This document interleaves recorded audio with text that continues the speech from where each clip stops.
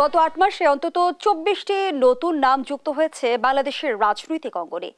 এত কম সময়ের মধ্যে এতগুলো রাজনৈতিক দলের আত্মপ্রকাশ নিয়ে স্বাভাবিকভাবেই প্রশ্ন উঠেছে। বাংলাদেশের প্রেক্ষাপটে নতুন দলের আত্মপ্রকাশের প্রবণতা নতুন কিছু নয়, এমনটি বলছেন রাজনৈতিক বিশ্লেষকরা। তারা নির্বাচনকেই এর প্রধান কারণ হিসেবে দেখছেন। কিন্তু বাংলাদেশে নতুন দলের প্রভাব গণতান্ত্রিক চর্চায় কতটা পড়ে, নাকি নতুন দল আটকে থাকে স্বার্থের হিসেব নিকেশে? এই প্রেক্ষাপটে আজকের আলোচনা। দর্শক, আমি ফারনাজ জুই সবাইকে আমন্ত্রণ জানিয়ে শুরু করছি দেশ টেলিভিশনের নিয়মিত আয়োজন দেশ সাম্প্রতিক। নিবেদন করছে Arail angle channel and square বার। আজকের আলোচনায় আমার সঙ্গে স্টুডিওতে আছেন একজন সম্মানিত অতিথি। চলুন এ পর্যায়ে পরিচিত হই। অধ্যাপক ডক্টর হাসানাত আলী, উপাচার্য, নওগাঁ বিশ্ববিদ্যালয়। স্বাগত জানাচ্ছি আপনাকে। যেমনটি বলছিলাম যে ৮ মাসে ২৪টি নতুন রাজনৈতিক দল, উদ্দেশ্য কি? ধন্যবাদ আপনাকে। ধন্যবাদ জানাচ্ছি দেশ টিভির অগণিত দর্শক শ্রোতাদেরকে যারা এই মুহূর্তে প্রোগ্রামটি দেখছেন। দেখেন, আপনি অবাক হচ্ছেন কেন? আপনি ওয়ার্ল্ড 11-এর পরে আমাদের দল তো হয়েছে, অনেক দল হয়েছে নির্বাচনের জন্য।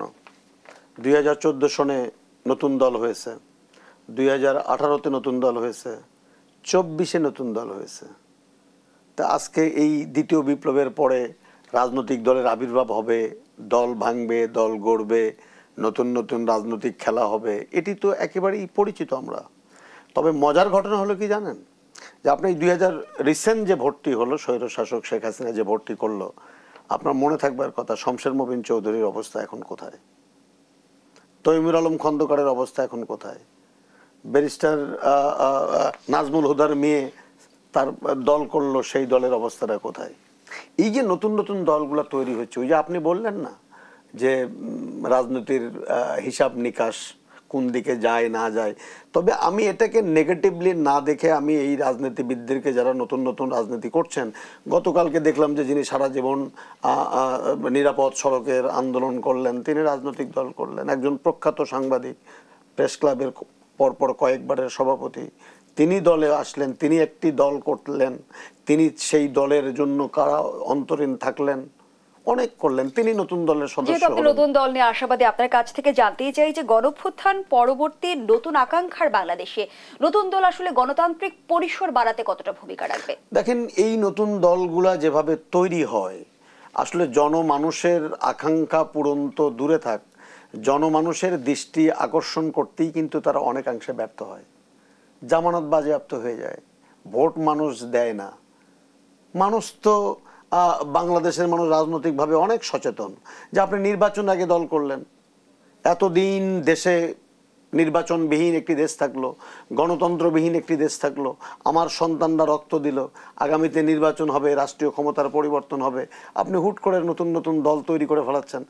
আমি সাধুবাদ জানাই, আমি বলি না। তবে একটি কথা হলো, জনগণের পালস ধারণ করে, ২৪-এর চেতনাবকে ধারণ করে যদি জনমানুষের সমর্থন আদায়ের মধ্য দিয়ে যদি একটি পরিবর্তনের বার্তা জাতিকে দিতে পারেন, সেটা সুখকর। কিন্তু অতীত তেমনটি বলে না। নতুন দল গঠন হওয়া নিশ্চয়ই খারাপ কিছু নয়, কিন্তু নির্বাচন এলেই কেন আসলে ব্যাঙের ছাতার মতো গজে ওঠে নাম সর্বস্ব অনেক রাজনৈতিক দল? প্রশ্ন সেই জায়গায়। অন্তরালে, পর্দার অন্তরালে অনেক খেলা হয়। আপনি ভুলে গেছেন ২০২৪-এর ভোটে টাকা লেনদেনের গল্প পত্রিকায় কাকে কত টাকা দিয়ে কেনা হলো। আপনি মেজর ইব্রাহিম, আমি বলবো না, তার লোন পরিশোধ করার জন্য পত্রিকায় আসছে, আমরা টকশোতে কথা বলেছি। এরকম কিছু আছে কিনা আমাদের ভেবে দেখা দরকার। তবে সুখের কথা হলো, এবার যারা সরকারটি ক্ষমতায় আছে, অন্তর্বর্তীকালীন সরকার, আমি বারবার বলার চেষ্টা করছি, ওনাদের রাজনৈতিক উদ্দেশ্য আছে এমনটি বলবার মতো যৌক্তিক কোনো কারণ নাই। হ্যাঁ, এখনো ছাত্র বন্ধুরা যে রাজনৈতিক দল করেছে, নতুন স্বপ্ন দেখাচ্ছে, আমি স্বপ্ন দেখতে চাই যে তাদের হাত দিয়ে বাংলাদেশের নতুন ধারার রাজনীতি তৈরি হবে। কিন্তু সেই ধারার রাজনীতির মধ্য দিয়ে এখনো তাদের দুইজন উপদেষ্টা আছেন সরকারে। অতএব সামগ্রিক বিচারে আমি যদি মনে করি তে অন্য যে কোনো সময়ের চেয়ে দেশে একটি সুষ্ঠু নির্বাচন হবে, সুষ্ঠু নির্বাচনী পরিবেশ বিরাজমান থাকবে, এবং প্রশাসন একটি নিরপেক্ষ ভূমিকা পালন করবে এবং যার মধ্য দিয়ে দেশে একটি নির্বাচন হবে এবং জনগণ যদি রায় দেয়, জনগণ যদি ভোটাধিকার প্রয়োগ করে, তাহলে এই যে নতুন নতুন জনগুলোর জন্ম হচ্ছে, আপনি বলেন 24টার মতো, হয়তো আরো 24টা, সেই সঙ্গে আরো 4টি প্ল্যাটফর্মও আছে। হ্যাঁ, প্ল্যাটফর্ম। আমি আমি আমি মনে করি যে এটি গণতন্ত্রের জন্য সুখকর একটা জিনিস। তবে এই দল সৃষ্টির মধ্য দিয়ে গণতন্ত্রের যে স্বাভাবিক পথ চলা, স্বাভাবিক যাত্রা, সেটা যেন ভিন্ন পথে কেউ প্রবাহিত করে আমার আপনার যে গণতান্ত্রিক চেতনার যে বাংলাদেশ তৈরি করার যে একটি আকাঙ্ক্ষা, সেই আকাঙ্ক্ষাটা যেন ভুলণ্ঠিত করতে না পারে, সে ব্যাপারে আমাদের সজাগ থাকতে হবে। ইতিমধ্যে এনসিপি সহ 46টি দল সময় বাড়ানোর আবেদন করেছে ইসির কাছে। সেই সঙ্গে এখন পর্যন্ত আবেদন জমা পড়েছে 65টি। ভোটকে কেন্দ্র করে আমরা যে জোট গঠনের সংস্কৃতি দেখি, এটিই কি আসলে এর পেছনে মূল কারণ? নিঃসন্দেহে ক্ষমতা কেন্দ্রিক, ক্ষমতায় যাওয়া, অথবা বড় বড় দলগুলোর সাথে যে জোটবদ্ধ নির্বাচন করার যে আকাঙ্ক্ষা। আমি তো যে কথাটি বললাম যে শমশের মবিন চৌধুরী সারা জীবন বিএনপি করছেন, তৈমুর আলম খন্দকার সাহেব বিএনপি করছেন, তারপরে জোটবদ্ধ হয়ে আসন ভাগাভাগি করার জন্য আমরা দেখেছি। এমনটি হতে পারে, না হলেই ভালো। জোটের রাজনীতি কিংবা আসন ভাগাভাগির রাজনীতি থেকে জনগণ কি পায়? না, আসলে জনগণ সেই অর্থে তো কিছু পায় না, এবং জনগণ তো ভোটই দেয় না। অতীত বলছে যে জনগণ এই ধরনের প্রার্থীকে বা এই মৌসুমী পাখিদেরকে জনগণ ভোট দেয় না এবং প্রত্যাখ্যান করে। আগামীতেও যদি তাদের উদ্দেশ্য যদি এরকম হয় যে নির্বাচনে বড় রাজনৈতিক দলের সাথে জোটবদ্ধ হয়ে কিছু আসন ভাগাভাগি করার জন্য যদি তাদের উদ্দেশ্য হয়ে থাকে, তো জনগণ বোধহয় সিদ্ধান্ত নিতে ভুল করবে না। অতীতের মতোই ক্ষমতার সিদ্ধান্ত স্বাদ নেবে। গ্রহণের জন্য হোক কিংবা ক্ষমতা চর্চার জন্য হোক, ছোট ছোট রাজনৈতিক দলগুলোর জোট গঠনের এক ধরনের আকাঙ্ক্ষা থাকতেই পারে, কিন্তু বড় রাজনৈতিক দলগুলো আসলে কি উদ্দেশ্যে জোট গঠন করে? দেখেন, রাজনীতি, আমি একটা কথা আপনাদেরকে বলি, এটা তো চ্যারিটি না। রাজনীতিবিদরা রাজনীতি করেন মূলত ক্ষমতায় যাবার জন্য। এখন ক্ষমতায় যাওয়ার জন্য, ক্ষমতায় গিয়ে নিজেদের আখের গোছানোর জন্য নয়, বরং জনমানুষের যে আকাঙ্ক্ষা বা জনমানুষের যে কল্যাণ, সেই কল্যাণ করার জন্য আপনি রাষ্ট্রীয় ক্ষমতায় যদি একটি দল না যায়, তাহলে আপনি জনগণের সেবাটা করবেন কি করে? আপনি নির্বাচনের আগে প্রত্যেকটি দল কিন্তু তাদের ইশতেহার দেয়, মানুষ সেই ইশতেহারটা দেখে। যদিও বাংলাদেশে 2 দল কেন্দ্রিক এতদিন পর্যন্ত আমরা নির্বাচন দেখে আসছি, যদিও মাঝের 3 বছরে একটি দলকে রাজপথে দাঁড়াতেই দেওয়া হয়নি, ভোটের মাঠে আসতেই দেওয়া হয়নি, প্রার্থীই দেওয়া হয়নি। যদি সুষ্ঠু নির্বাচন হয়, প্রতিদ্বন্দ্বিতাপূর্ণ নির্বাচন হয়, মানুষ যদি তাদের ভোটাধিকার প্রয়োগ করতে পারে, তাহলে এই যে 15 বছরের ফ্যাসিজম, এই যে 15 বছরের অবিচার, বৈষম্যহীন, অশ্রদ্ধার বাংলাদেশ তৈরি করা, এখনো মাঝে মাঝে আমি আতঙ্কিত হই। যখন এখনো গত 15টি বছর যখন স্বৈর শাসনের দোসররা বরেণ্য ব্যক্তিদের ব্যাপারে, সিনিয়র রাজনীতিবিদদের ব্যাপারে যা তা বলতো, তুচ্ছ তাচ্ছিল্য করতো, এখনো যখন আমি দেখি যে রাজনীতির নামে নব্যসৃষ্ট দলের নেতৃবৃন্দরা যখন সিনিয়র নেতৃবৃন্দকে তুচ্ছ তাচ্ছিল্য করে, ক্ষমতায় থেকে টেনে হেসড়ে নামাতে চায়, রাজনীতি থেকে টেনে হেসড়ে নামাতে চায়, তখন আমার মনে হয় 1580 জন ছাত্রের আত্মহতি কি আমরা ব্যথা দিতে দেখছি? আমরা তো শ্রদ্ধার বাংলাদেশ তৈরি করতে চেয়েছিলাম। বড়রা ছোটদেরকে স্নেহ করবে, ছোটরা বড়দেরকে শ্রদ্ধা করবে, প্রত্যেকটি মানুষ রাজনীতির ক্ষেত্রে যে সহমর্মিতা, অন্যের মতের প্রতি যে শ্রদ্ধা, সেই শ্রদ্ধাশীল হবে। কিন্তু আপনি দেখেন 24-এর যারা সহযোগী শক্তি একসাথে লড়াই করলো, একসাথে রক্ত দিল, একসাথে দেশটাকে দ্বিতীয়বারের মতো স্বাধীনতা অর্জন করে দিল। আমি আপনি কথা বলতে পারি, মানুষ স্বপ্ন দেখে যে আগামী দিনের বাংলাদেশ থেকে টাকা চুরি হবে না, ব্যাংকগুলো লোপাট হবে না, শেয়ার বাজার লুট হবে না, উন্নয়নের নামে গণতন্ত্রকে হত্যা করা হবে না। তখন যদি এই 24-এর শক্তির মধ্যে যদি অশ্রদ্ধার শব্দ আমরা শুনতে চাই, অবিশ্বাসের শব্দ যদি আমরা শুনি, বচন যদি আমরা শুনি, আমরা আতঙ্কিত হই। আমি শুধু এতটুকু বলবো, আসুন শ্রদ্ধাটার বাংলাদেশটা আমরা তৈরি করি। এই শ্রদ্ধা, সহমর্মিতা, আজকে ভাইস চ্যান্সেলরদেরকে আপনি মোব জাস্টিসের মাধ্যমে কালকে রাতে দেখলাম যে 11 জন শিক্ষককে অবরুদ্ধ করে রাখলেন। এই বাংলাদেশ তো আমরা চাইনি। হ্যাঁ, ওনারা যদি অপরাধ করে থাকে, কর্তৃপক্ষ আছে, বিচার হতে পারে তাদের, আইনের প্রয়োগের মধ্য দিয়ে।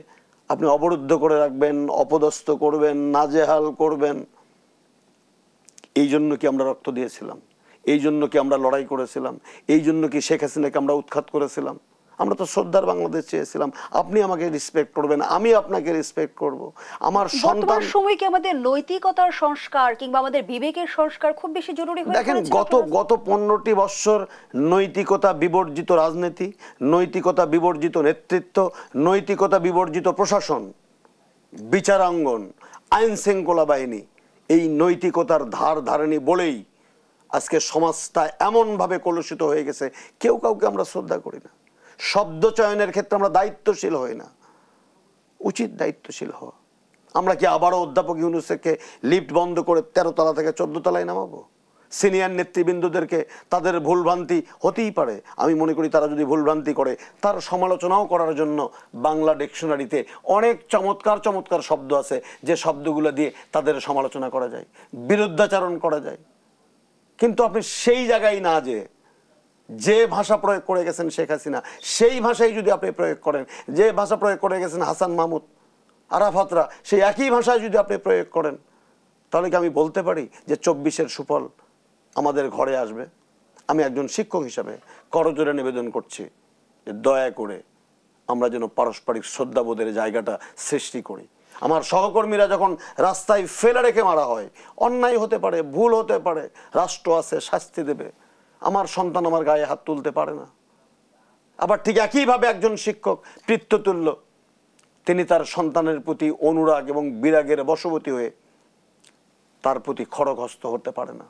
এই যে পারস্পরিক যে শ্রদ্ধাবোধের জায়গাটা, যদি সেখানে আমাদের ফিরে যেতে হবে, সেটাই ছিল 24-এর চেতনার মূল জায়গাটা। গণঅভ্যুত্থানের পর পরিবর্তিত প্রেক্ষাপটে আমরা দেখছি রাষ্ট্র সংস্কারের নানামুখী তৎপরতা। জাতীয় ঐকমত্য কমিশনও কিন্তু ঐকমত্য গঠনের ক্ষেত্রে লক্ষ্য নিয়ে কাজ করে যাচ্ছে, কিন্তু রাজনীতির সংস্কার যে জায়গায় আমাদের আসলে মূল ত্রুটি, সেটি সংস্কারের উদ্যোগ কে নেবে? দেখেন, রাষ্ট্র অলরেডি উদ্যোগ নিয়েছে এবং এই রাষ্ট্রীয় উদ্যোগের সাথে বাংলাদেশে ক্রিয়াশীল অধিকাংশ রাজনৈতিক দল কিন্তু তাদের সমর্থন সেখানে রয়েছে।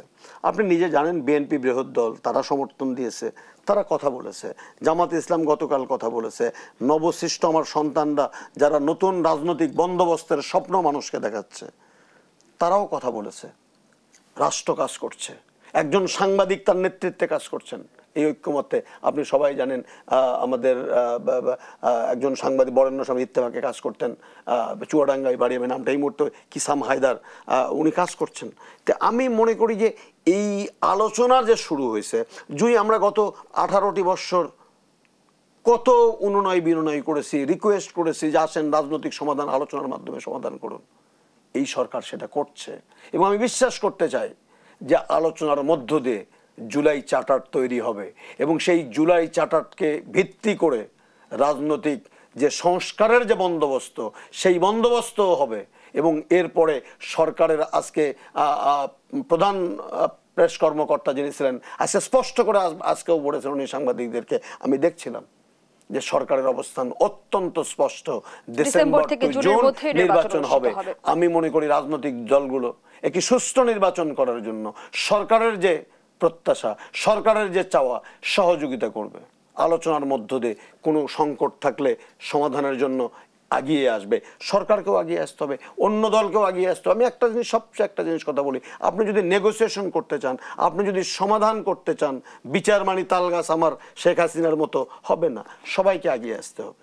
কারণ সবার জন্য এই দেশটি, এই লড়াইটা করেছে কোনো পার্টিকুলার গোষ্ঠী নয়। আমার সন্তানরা সামনে থেকে নেতৃত্ব দিয়েছে, কিন্তু পেছনে ছিল সকল শ্রেণী পেশার মানুষ। আওয়ামী লীগ বাদে বা আওয়ামী লীগের ওই এ টিম বি টিম বাদে, যারা আমি তুমি ডামি তারা বাদে, প্রত্যেকটি মানুষ জয়ী। যিনি রাজনীতি করেন না, যে মাটি আমার, তার সন্তানকে রাস্তায় পাঠিয়েছে। যে শ্রমিক ভাইটি রাজনীতি করেন না, তিনি তার সন্তানকে পাঠিয়েছেন আমার ছাত্র বন্ধুদের সাথে, রাজনীতিবিদদের সাথে। যে প্রাইভেট বিশ্ববিদ্যালয়ের ছাত্রদেরকে আমরা বলতাম রাজনীতি বিমুখ, সবচেয়ে বিরচিত অবদান রেখেছে, ভূমিকা রেখেছে এই জুলাই বিপ্লবের মধ্য দিয়ে। কেন? শুধু অশ্রদ্ধা করতো তাদেরকে রাষ্ট্র, রাষ্ট্রীয় প্রধান তাদেরকে তুচ্ছ তাচ্ছিল্য করতো, রাজাকারের বাচ্চা বলে গালি দিত। আজকে যদি একই সুরে আমরা কথা বলি, নিকট অতীত, একদম নিকট অতীত, একদম জলজলে ইতিহাস, সেখান থেকে আমাদেরকে ফিরে আসতে হবে। রাজনৈতিক দলগুলো বরাবরই গণতন্ত্রের কথা বলে, তারা নির্বাচনের কথা বলে, কিন্তু দলের ভেতরে গণতান্ত্রিক চর্চা কতটুকুন করার সুযোগ থাকে বাংলাদেশের প্রেক্ষাপটে, নাকি ব্যক্তি কেন্দ্রিক শাসিত দল? না, এটি তো আপনি জানেন যে আমরা এটা বলতেই হয় যে বাংলাদেশে অন্তত বৃহৎ দুটি রাজনৈতিক দল যদি আপনি বলেন, সেই দলের নেতৃত্ব অধিকাংশ সময় আমরা দেখেছি সেই দলের প্রধানের ইচ্ছা অনিচ্ছা চাওয়া পাওয়ার উপরে অনেকাংশে নির্ভর করে। গণতন্ত্র থাকতে হবে, প্রত্যেকটি রাজনৈতিক দলের গঠনতন্ত্র আছে।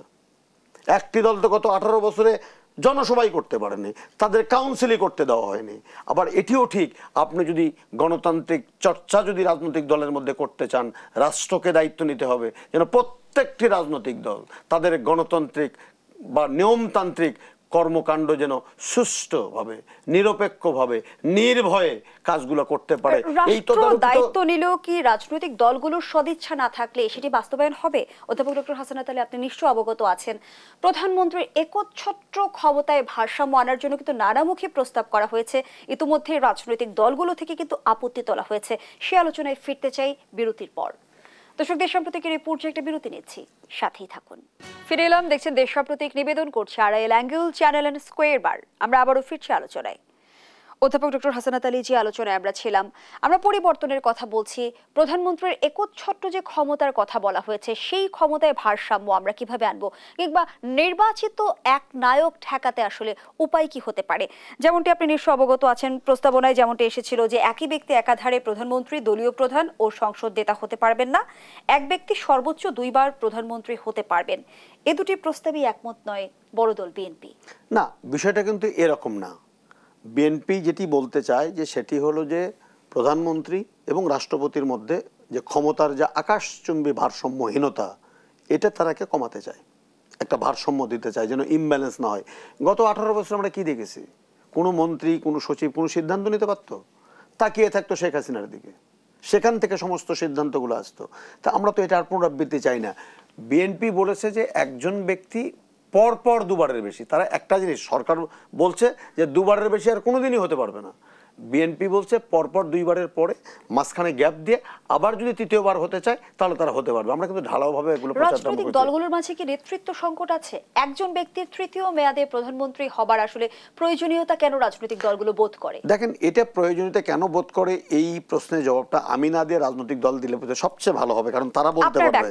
আমার ব্যাখ্যাটি হলো যে সেটি হলো যে দীর্ঘমেয়াদী একজন ব্যক্তি রাষ্ট্রীয় ক্ষমতায় থাকলে যে স্বৈরাচারী যে একটি তকমা তার গায়ে লাগে, সেই জায়গা থেকে আমাদের বোধহয় ভাবা দরকার যে আসলে এরকম যেন কেউ হয়ে উঠতে না পারে। এটি একটি ভাবনার জায়গা আছে। রাষ্ট্র বলছে কাছাকাছি চলে আসছে, আলোচনার মধ্য দিয়ে এটার সমাধান হয়ে যাবে, কারণ অধিকাংশ দল কিন্তু এই কাছাকাছি আছে। কেউ পরপর বলছে, কেউ বলছে 2 বারের বেশি নয়। অতএব সমাধান কিন্তু হয়ে যাবে, খুব বেশি হয় না। আপনি ক্ষমতার ভারসাম্যহীনতার কথা বলছেন, সমস্ত রাজনৈতিক দল, ইভেন আপনি যে বড় দলের কথা বলছেন বিএনপি, এই জুলাই বিপ্লব হওয়ার প্রায় 2 বছর আগে তারা স্বেচ্ছায় বলেছে যে প্রধানমন্ত্রী এবং রাষ্ট্রপতিকে শুধু কবর জিয়ারত করে লাভ নেই, এই দুটার মধ্যে ক্ষমতার ভারসাম্যহীনতা থাকা দরকার, সুশাসনের জন্য, আইনের শাসন নিশ্চিত করার জন্য, মানুষের কল্যাণের জন্য। সেটি হবে, এটা আমি বিশ্বাস করতে চাই। দেশ কাজ করছে, রাজনৈতিক দলেরা কাজ করছে, সংস্কার কমিশন কাজ করছে, চার্টারে এই কথাগুলো সুস্পষ্টভাবে লিপিবদ্ধ করা থাকবে। দ্বিকক্ষ বিশিষ্ট আইনসভার কথা বলা হচ্ছে, বাংলাদেশের প্রেক্ষাপটে আসলে যৌক্তিকতা জটিলতা কি দেখেন? দেখেন, আমি এটা তো নতুন একটা কনসেপ্ট। আমার মনে হয় যে খারাপ কি, বরেণ্য ব্যক্তিরা যখন জটিল যে সমস্ত রাজনৈতিক বিল, রাজনৈতিক সিদ্ধান্তগুলো আসবে, সেখানে যদি উচ্চকক্ষে যদি যায়, সেখানে এই উচ্চকক্ষের মেম্বাররা কিন্তু চাইলেই যে কেউ হতে পারবে না। তারা মোটামুটি বিভিন্ন শ্রেণী পেশার মানুষ বা শিক্ষাবিদ বা বিভিন্ন মানুষগুলো, তারা চুলচেরা বিশ্লেষণ করার একটা সুযোগ কিন্তু সেখানে তৈরি হবে। সংসদে আপনি পাশ করেন আর না করেন, অন্তত এই যে আলোচনার একটা ক্ষেত্র তৈরি হওয়া এবং সেখানে লজিক্যাল আলোচনার ক্ষেত্র তৈরি হওয়া, এটা যাত্রাটা শুরু হওয়া উচিত। চ্যালেঞ্জ থাকবে, যে কোনো নতুন সংযোজনেই চ্যালেঞ্জ থাকবে। আমরা রাষ্ট্রপতি সরকার থেকে আমরা আমরা পার্লামেন্টারি সিস্টেমে আমরা যাইনি। বিএনপি যখন গিয়েছিল তখনও তো সংকট ছিল। সংকটটা কোথায়? 70 অনুচ্ছেদ একটা সংকট, সংকটটা কোথায়? এই যে রাষ্ট্রপতি প্রধানমন্ত্রী ক্ষমতার ভারসাম্যহীনতা, সংকট সমাধানে আমরা এগিয়ে আসছি। দ্বিকক্ষ বিশিষ্ট যদি হয়, তাহলে সেখানে যদি কোনো সংকট তৈরি হয়, তো এটি তো একেবারে স্ট্যাটিক, থেমে থাকবে না, সংশোধন হবে, আবারও এটাকে চলমান করা যাবে। কিন্তু তাই বলে মাথা ব্যথা, মাথায় কেটে ফেলে দেব, এরকমটি বোধহয় ঠিক না। দ্বিকক্ষ বিশিষ্ট সংসদের যেহেতু প্রায় সমস্ত রাজনৈতিক দলগুলো এর পক্ষে, অতএব চ্যালেঞ্জগুলো পুঙ্খানু আলোচনা করে এটা কি চালু করা দরকার। নির্বাচন পদ্ধতি নিয়ে রাজনৈতিক দলগুলোর মাঝে দ্বিমত আছে। যেমনটি একটি পক্ষ দাবি করছে সংখ্যানুপাতিক পদ্ধতিতে হবে, আবার বিএনপি যেমনটি বলছে যে উচ্চকক্ষে 100 সদস্যের বিষয়ে একমত হলেও তারা বিদ্যমান সংবিধানের নারী আসন মনোনয়ন পদ্ধতির মতো নির্বাচিত আসন সংখ্যার অনুপাতে করার পক্ষে। দেখেন, আমি একটা জিনিস বলি যে বিএনপির যে ভাবনাগুলো, সেই ভাবনাগুলো যদি আমাকে জবাব দিতে বলেন, তাহলে সেটা আমার জন্য দেওয়া খুব দুষ্কর। তবে আমি মনে করি সংখ্যানুপাতিক যে নির্বাচনের কথাটি বলা হচ্ছে, এটি বোধহয় বাংলাদেশে কেন এই সাবকন্টিনেন্টে কোনো জায়গায় বোধহয় কার্যকরী হয়নি, একদমই হয়নি। বরং নির্বাচিত রাজনৈতিক দল তারা যে পদ্ধতির কথাগুলো বলছে, বিএনপি বলার চেষ্টা করছে, সেই জায়গাতেই আমাদেরকে যেতে হবে। সংখ্যানুপাতিক নির্বাচন দিয়ে আপনি পরাজিত ব্যক্তিও তো অনেক আসন বেশি পেয়ে যেতে পারে। আওয়ামী লীগে তো যদি ভোটে দাঁড়ায় 33%, 34% ভোট হলে তারাও তো সেখানে এসে দাঁড়িয়ে যেতে পারে। অতএব ওই জায়গাতে না গিয়ে বরং নির্বাচনের যে সিস্টেমটা, যে কথাগুলো বলা হচ্ছে, সেই জায়গাতে বোধহয় থাকা ভালো হবে। সংবিধান সংস্কার নিয়ে এক ধরনের বিতর্ক আমরা দেখছি শুরু থেকেই, এবং যেমনটি এনসিপি দাবি করছে যে সংবিধান সংশোধন করতে হলে অবশ্যই জনগণের কাছে যেতে হবে, এজন্য গণভোট নিতে হবে। গণভোটে কি সমাধান আসবে? দেখেন, আমি সর্বশেষ যেটা আমি সেদিন দেখলাম, কোন একজন নেতা বললেন যে নির্বাচন আগে তো তারা বললো যে গণপরিষদ করতে হবে, গণভোট তো না, গণপরিষদ নির্বাচন, তারপরে জাতীয় নির্বাচন। সেদিন তারা বলার চেষ্টা করলো, কে একজন, আমি নাম ঠিক বলতে পারছি না, যে না, একটি নির্বাচনই হবে, ওটাকেই আমরা গণভোট হিসেবে, গণপরিষদে ভোট বিবেচিত করব। আমি মনে করি বরফ গলবে। আমরা গত 18 বছর লড়াই করেছি একটি জাতীয় সংসদের জন্য। 4.5 কোটি নতুন ভোটার ভোট দিতে পারেনি 12টি বছর। বিতর্ক তৈরি করার দরকার নেই, কারণ জাতীয় সংসদই কিন্তু এই সংবিধানের সংযোজন, বিয়োজন, পরিমার্জন তারা করবে। এই যে আমরা সংস্কারের কথা বলছি না, জয়ী, এতগুলা সংস্কার, কে এগুলোকে সম্মতি দেবে, কে এগুলোকে বৈধতা দেবে? গণপরিষদ না তো, জাতীয় সংসদ। তাহলে সেই জাতীয় সংসদটাকে আমাকে করতে হবে, অতএব সেখানে এই যে কাছাকাছি আসছে, আমি মনে করি এটা আলোচনার মধ্য দিয়ে একটা সমাধান হয়ে যাবে। তবে হ্যাঁ, যে আশঙ্কা থেকে এনসিপি এই কথাগুলো বলার চেষ্টা করছে যে সংবিধানকে সম্পূর্ণরূপে কাটাছেঁড়া করে একটি অগণতান্ত্রিক, স্বৈরতান্ত্রিক সংবিধানে পরিণত করা হয়েছে, সেই জনগণের সংবিধান, রাষ্ট্রের মালিক জনগণ, সংবিধানে সেই মালিকানা পাকাপোক্তভাবে ফিরিয়ে দেওয়ার বন্দোবস্ত করার জন্য যে সংবিধানগুলো সংশোধন করা দরকার, সেই সংশোধনগুলো করা তো জরুরি। এটাকে তো উপেক্ষা করার কোনো সুযোগ নাই। এবং সেই সংবিধানগুলো এই জুলাই চার্টারের মধ্যে একটি সুষ্ঠু নির্বাচন করার জন্য যেগুলো এখনই অধ্যাদেশ দিয়ে করা উচিত, আইন করে করা যায়, সেগুলো করেন। আর যেগুলো দীর্ঘমেয়াদী সংস্কারের দরকার, চার্টারে উল্লেখ করেন। নির্বাচিত সরকার আসবে, সবাই মিলে আমরা করব। এবং বিএনপি তো আরো চমৎকার একটি ঘোষণা দিয়েছে যে যারা নির্বাচনে অংশগ্রহণ করবে এবং বিজয়ী হবে, এবং 24-এর এই জুলাই বিপ্লবে যারা অংশগ্রহণ করেছে, প্রত্যেকের সমন্বয়ে একটি জাতীয় সরকার করা হবে। তো সেই জাতীয় সরকার এই সমস্ত অসাংবিধানিক ধারা পদ্ধতি যেগুলো রয়ে গেছে, মানুষের, জনগণের যে ভোটাধিকার প্রয়োগ করার ক্ষমতা চিরতরে রহিত করা হয়েছে, পঞ্চদশ সংশোধনীর পূর্বের যে সংবিধান, সেই সংবিধানে ফিরে যাওয়ার জন্য যে দাবি রাজনৈতিক দিক থেকে তোলা হয়েছে, পার্লামেন্ট বলবৎ রেখে আরেকটি পার্লামেন্টকে নির্বাচন করা, এই যে বন্দোবস্তগুলো, সেগুলা সংশোধন করা তো খুবই জরুরি। তবে এই সংশোধন, সংযোজন, পরিমার্জন চলমান প্রক্রিয়া। আপনি সবগুলো করে বছরের পর বছর অপেক্ষা করে আপনি নির্বাচনে যাবেন। আজকে আপনি দেখেন যে দেশে কিন্তু এক ধরনের মব জাস্টিস এখনো বিদ্যমান। এখনো আইন শৃঙ্খলা বাহিনী শত চেষ্টা থাকা সত্ত্বেও, সরকারের সদিচ্ছা থাকা সত্ত্বেও, আমরা কখনো ষড়যন্ত্রকারীদের কাছে আমরা যে মব জাস্টিস দেখছি, তেমন আওয়ামী লীগের ঝটিকা মিছিল আমরা রাজধানী থেকে শুরু করে দেশের বিভিন্ন প্রান্তে দেখছি। ত্রয়োদশ নির্বাচন নিয়ে যখন আমরা কথা বলছি তখন এই বিষয়টি আসলে সিদ্ধান্তে উপনীত হওয়া কতটা জরুরি যে আওয়ামী লীগ নির্বাচনে অংশগ্রহণ করতে পারবে কি পারবে না সে আলোচনায় ফিরবো। আবারও বিরতির সময় হয়েছে। দর্শক, দেশ সাম্প্রতিক রিপোর্টে আবারও বিরতিতে যাচ্ছি, সাথেই থাকুন। ফিরে এলাম আবারও। আপনারা দেখছেন দেশ টেলিভিশনের নিয়মিত আয়োজন দেশ সাম্প্রতিক। আমরা আবারও ফিরছি আলোচনায়। অধ্যাপক ডক্টর হাসানাত আলী যে আলোচনায় আমরা ছিলাম, আওয়ামী লীগ নিষিদ্ধের বিষয়ে আসলে সিদ্ধান্ত ত্রয়োদশ নির্বাচনের আগে হওয়াটা কতটা জরুরি। যেমনটি এনসিপি বলছে যে আওয়ামী লীগকে নিষিদ্ধ করার ফয়সালা হওয়ার আগে নির্বাচন নয়, সংবিধানের দোহাই দিয়ে আওয়ামী লীগকে পুনর্বাসনের কোনো চেষ্টা বরদাস্ত করা হবে না। দেখেন, আমি ঠিক এমন ভাবে বলতে চাই না। আমি বলতে চাই যারা খুনি, যারা আমার সন্তানদেরকে গুলি করে পাখির মতো হত্যা করেছে, পঙ্গুত্ব বরণ করেছে, আমার সন্তানরা চোখ হারিয়েছে, দেখতে পারে না, হেলিকপ্টার থেকে হত্যা করেছে আমার প্রায় 7 জন 8 জন একেবারে শিশু, সেই খুনিদের বিচার নির্বাচনের আগে অবশ্যই হতে হবে। আর এই যারা খুনটা করলো তাদের যে সংগঠন, সেই সংগঠন বিচারের আওতায় আসবে না কেন? ইতিহাস তো বলে যে দলের নেতৃত্বে গণহত্যা হয় সেই দলেরও বিচার করা যায়। সেই বিচারিক প্রক্রিয়ার মধ্য দিয়ে যদি আওয়ামী লীগের নির্বাচন করার বা রাজনীতি করা যদি নিষিদ্ধ হয়, তাহলে সেটা তো হতেই পারে এবং হওয়া উচিত। হত্যাকারীর হত্যার বিচার করা যাবে না, খুনের বিচার করা যাবে না। এই বিচারহীনতার সংস্কৃতি তো দেশে বেশি দিন চলতে পারে না। আমি ঠিক এভাবে বলতে চাই। আমি ঠিক ওইভাবে বলতে চাই না যে বিএনপি নির্বাচন করতে পারবে কিনা, আওয়ামী লীগ নির্বাচন করতে পারবে কিনা। এটি প্রমাণিত সত্য। আজকে জাতিসংঘের যে প্রতিবেদন, সেখানে প্রমাণিত সত্য যে আওয়ামী লীগ এই খুনের সাথে জড়িত। তাহলে সেই আওয়ামী লীগের বিচার হবে না কেন? সেই বিচারিক প্রক্রিয়ার মধ্য দিয়ে যদি আওয়ামী লীগ তাদের নেতা নেতৃত্ব যদি অপরাধী হয়, খুনি প্রমাণিত হয়, তাদেরও বিচার হবে এবং সেই অটোমেটিক্যালি বিচার হলে তারা নির্বাচনে অযোগ্য বিবেচিত হবে। এটাই তো হওয়ার কথা। গণঅভ্যুত্থানের পর আমরা দেখছি যে প্রভাব খাটিয়ে সচিবালয়ে প্রবেশের অনুমতিপত্র হাতিয়ে নেওয়া যাচ্ছে, তদবির বাণিজ্য হচ্ছে, কোটি টাকার দুর্নীতি হচ্ছে। ফ্যাসিবাদী শাসন ব্যবস্থায় কিন্তু এ বিষয়গুলো দেখে আমরা অভ্যস্ত ছিলাম, কিন্তু গণঅভ্যুত্থানের পর এত এত শহীদের প্রাণের বিনিময়ে আমরা কি অর্জন করলাম? দেখেন, এ সমস্ত সংবাদ যখন পত্রিকায় দেখি